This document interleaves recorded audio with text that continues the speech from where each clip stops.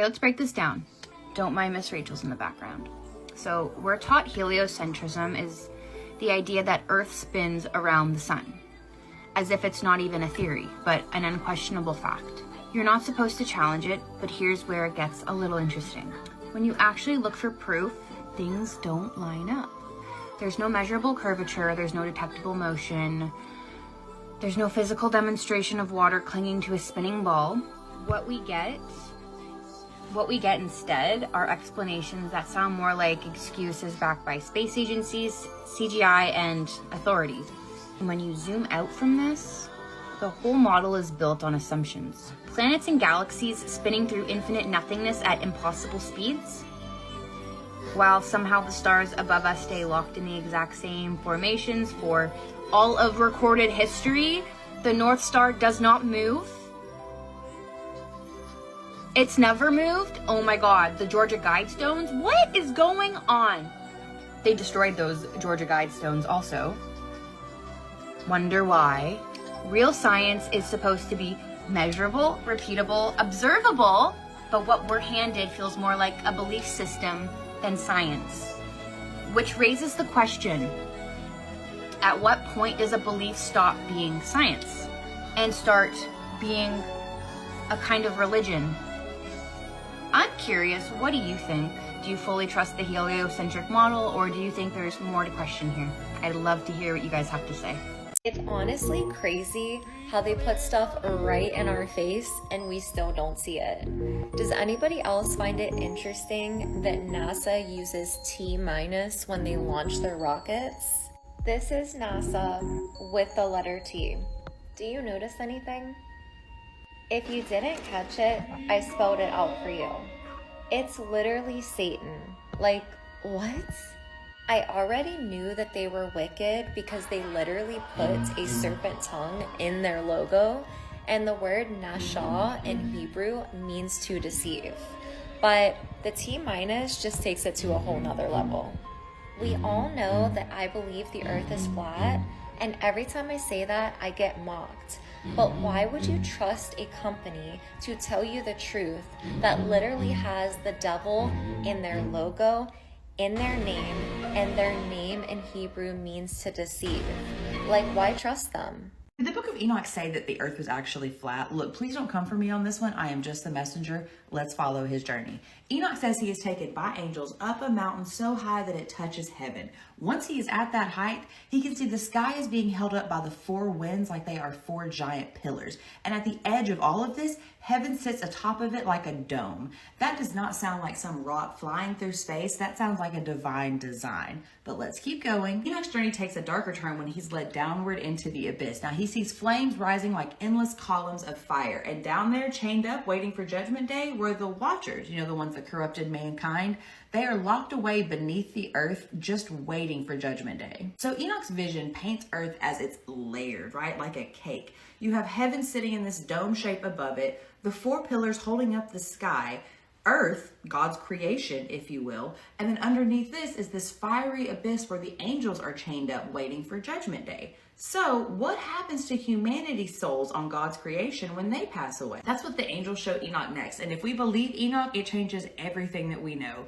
Just in case you didn't know, we don't live in no damn globe, y'all. We live in a firmament, and it look like this. Just in case you don't know what a firmament is, I got you. Hold on. This is a great description of the ancient Hebrews.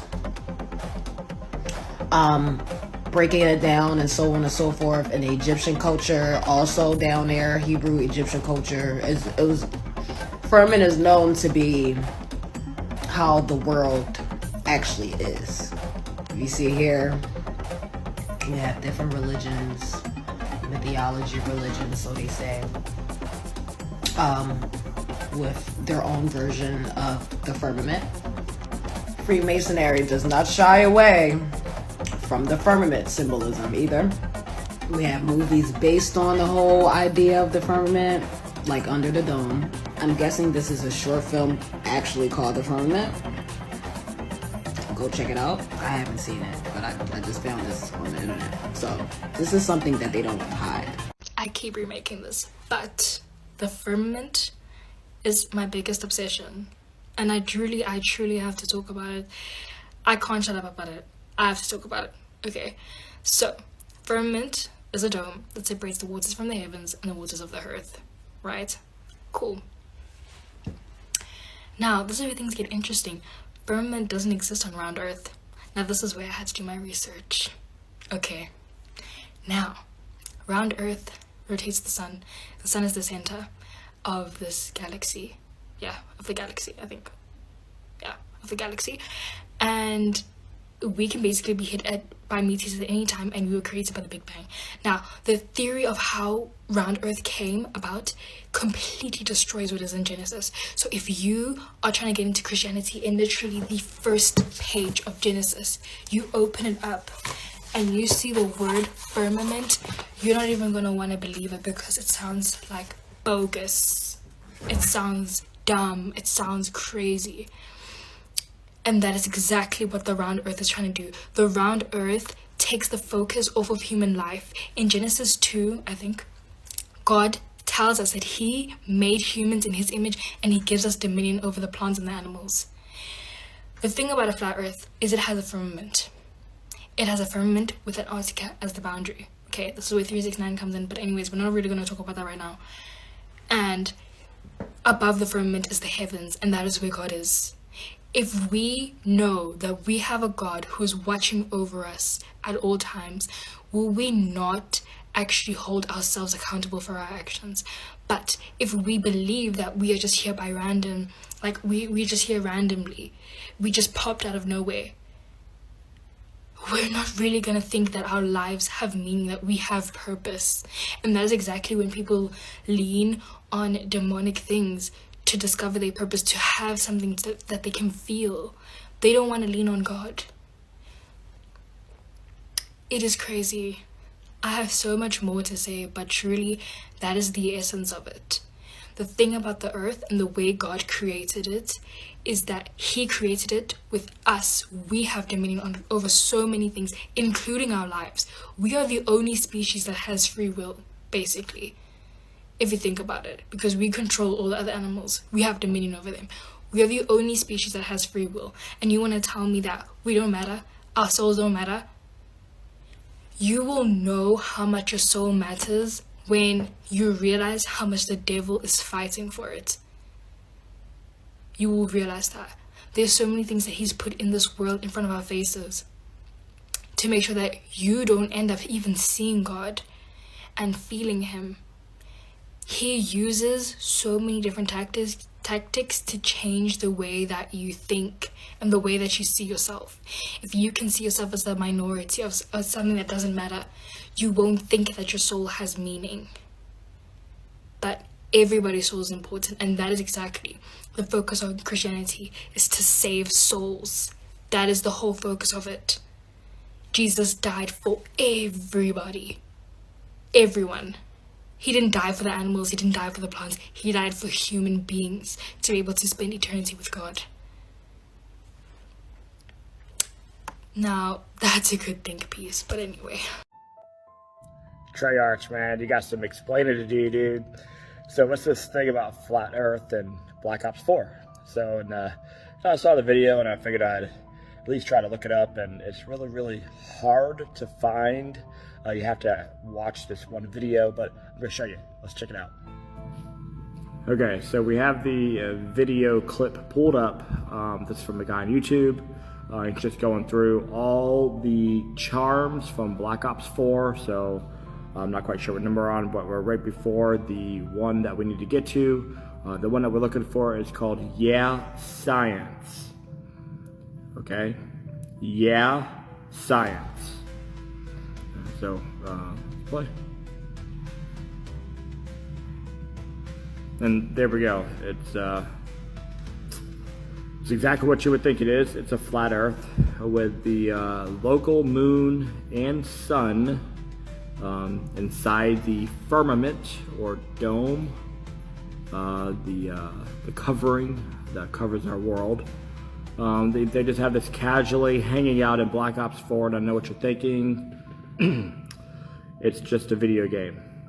And I get it. What better way to tell you about something than to put it in cartoons, movies, video games, so the NPCs could tell you, nah man, just a video game. So there you go, guys. They know. Come on, man. They know. It's just like a slap in the face at this time. You know what I mean? It's just, you know, those awake know. But there's a lot of NPCs out there who don't know, or, you know, maybe just don't want to accept it, or whatever. Just, you know, it's okay. It's okay. You know, we'll take the embarrassment for you to bring you the truth. To bring you out of the fairy tale land that you're living in. So it's right there, you know, the UN map is flat Earth, you know, all the ancient depictions of the cosmology of their religions are all flat Earths, you know, just, you know, only NASA tells you it's round. So NASA means to deceive, and the logo is a serpent's tongue. So just keep that in mind. All right, guys, till next time. Guys, science made a new discovery. Well, it's not actually new, but more on that in a minute. Yeah, Northwestern University discovered that there's an ocean underneath the Earth, 700 kilometers underneath the Earth. And this ocean is 3 times the volume of the surface level oceans of the Earth. So yeah, like lots of water. How crazy is that? Well, it's really only crazy because you believe this. Do you remember we were taught this? That the Earth was one big solid ball? Yeah, it's not like that. And how would they have known it was like that? Because the furthest man had ever dug down into the Earth is less than 8 miles. And as I said, this is not new information because God told man this thousands of years ago. Do you remember the flood of Noah? First the windows of heaven were opened, then also the great deep broke forth. Here's what biblical cosmology looks like. Yeah, there's waters above, there's waters around, and there's waters underneath. Check out the second commandment, Exodus 20 verse 4. God tells us not to make graven images. No likenesses of things from heaven, likenesses of things from inside the earth, and also no likenesses of the things in the waters underneath the earth. So guys, this is not new. Science is finally catching up. Before you know it, they're going to be telling us about the waters above outer space. Don't hold your breath on that one. But until then, continue to read your Bible and trust God. Love you guys. I want you to watch this video and ask yourself, are these people in front of a green screen? Watch this guy clap his hands. Watch his hands. Look at this. What is that? And when the rocket goes up, none of them look up. Look at this. They're just clapping their hands. You can see the fading. None of them are looking up. This is exactly how NASA went to the moon, guys. Right here. This is exactly how they did it. This is why, you know, people like Buzz Aldrin say they didn't go. Because this is how it was done. You were fooled. So easily, too. This is exactly how they've deceived you. They took the flat map, which is the standard map of the world before the world elites came along, and they just literally turned it into a ball. That's all they did. And Antarctica is on the bottom of the ball. But that's not the reality, guys. This is all they did. This is how they deceived you. It's super easy to see once you wake up. Like, this is the biggest lie that's ever been sold. Let's do it again in reverse here and show you that literally what you think the globe is just a flat map that's been expanded into a ball. It's as simple as that. Antarctica is a 360-degree ice wall that encompasses our stationary Earth. This is what it is, guys. Simple as that. Yep. The funniest part about all this is the people who purported this deception are the ones who control the United Nations.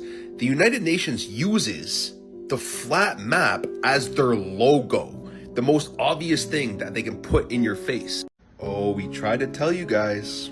We tried to tell you, but you didn't want to listen. Don't get mad when I say I told you so, because I told you so. How are we supposed to believe that the sun is a burning ball of fire 93 million miles away in outer space, but we see it below the horizon?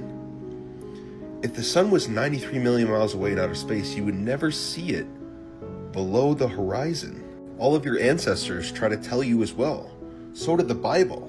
So did the Quran. So did all religious texts.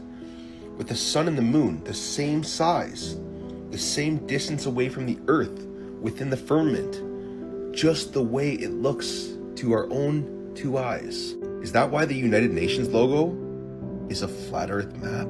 Is that why the Gleason's map is both scientifically and practically correct? Is that why all rocket launches to space follow a curved path? Because they can't go straight up, they'll hit the firmament? Is that why we see perfectly angled sun rays? Because sunlight only travels straight. If the sun was 93 million miles away, a million times bigger than the Earth, we would only view parallel rays. This is a local sun. Obviously, it's what we see. Also why we see arched rainbows. Because in order for a rainbow to form, it needs a prism, the glass prism above us. That's why it is arched, because it is a dome. The maps that we have grown up looking at are wrong, and it's distorted our perception of the world we live in. Now, the African Union is pushing for a fairer representation of their countries on the global stage. The standard map is called the Mercator projection. It was created in the 16th century to navigate across the seas. In the process of turning the Earth into a rectangular image, it warped the size of various land masses. It typically exaggerates the size of the Northern Hemisphere while shrinking southern countries.